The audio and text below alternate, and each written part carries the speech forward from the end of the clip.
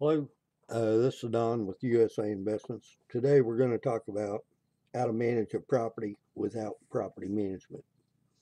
The easiest thing I've found is to get 5 phone numbers of the property owners close to your property. In other words, if you're the buyer of the property, you want to have the seller get you 5 phone numbers of property owners on the same street as your property. That gives you 5 outlets to get a hold of people to check on your property. If one of them isn't at home, you got 4 other numbers to call. The other thing I suggest is to lease your property below market value on rents.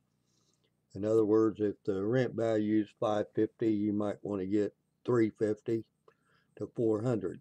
The reason for that, as the tenants stay there at a longer level, they're more apt to be in their realm of what they can afford to pay. And I set up all my tenants on what's called erentpayment.com. What that does is put the tenant in a situation where eRentPayment takes the money out of your tenant's checkbook, deposits in your checkbook on the due date. That keeps you from worrying about whether you got paid or not. You can go online, check your checkbook, make sure you got paid. They give you a ID number for that payment. That way you can separate it from another property address if you've got several paying erentpayment.com. I found that to be the less hassle way of collecting your rent. Takes the hassles out of collecting your rent. More importantly, by establishing your rent a little bit below market, you're able to keep that tenant there longer. I also suggest using maybe like a 10-year lease, where if I buy it, say I buy a property for $5,000 to $7,000 in a tax lien, I'll put a tenant in there, let's say $3 to $375 a month, somewhere around there. Let them pay me 10 years. If you take that 375 times 10 years, it's quite a bit of money, and then I'll deed it over to them. I'll let them be responsible for the taxes and the insurance throughout the 10 years and all the repairs.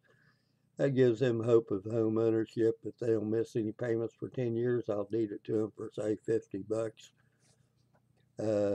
There's very little bit of, hardly anybody's doing seller financing. That's the easiest way to do it on a flat 10-year lease. Keeps it from having to be foreclosed if you're versus a land contract. And I do that on 2 separate agreements. On the putting it in writing, it'll be as a lease option for 10 years. If they don't miss any payments for 10 years, I'll deed it to them. And then they get a standard lease for 10 years for $375 a month. And on the lease option, it'll also state in there they have to pay the taxes and the homeowner's insurance. Otherwise, they lose the option to buy it. And that's my short YouTube on managing properties without property management. I hope it's been a help to you. There again, getting 5 property owners' phone numbers that lives beside your property is a great asset, whether you have property management company managing or not. It's best to have a way to check on your properties if you live out of town.